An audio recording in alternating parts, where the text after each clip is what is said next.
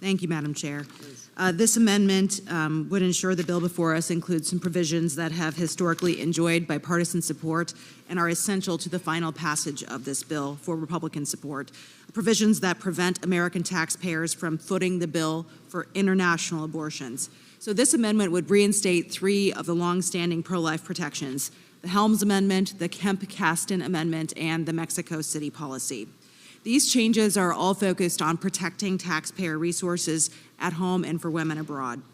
The Helms Amendment ensures that American tax dollars do not fund international abortions and are not used to coerce anyone into practicing abortion or involuntary sterilization abroad.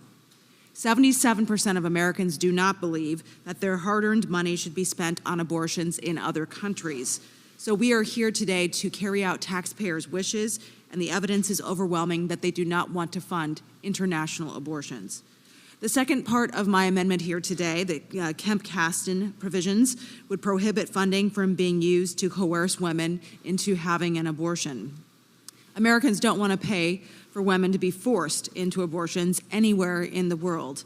This is an appalling practice, and it's absolutely tragic that we are worried about this misuse of taxpayer money. But I think it's very clear we have to be worried about it. Americans are worried about it because of the Chinese Communist Party.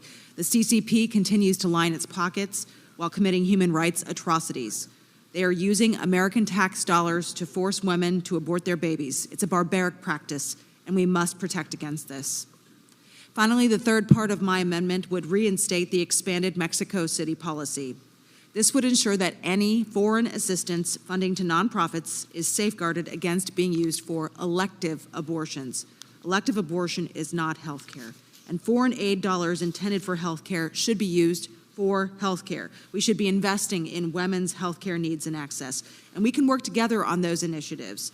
Reducing maternal and infant mortality, supporting families who endure and have a stillbirth, ensuring that babies are safe and cared for, and helping women and girls who are abused.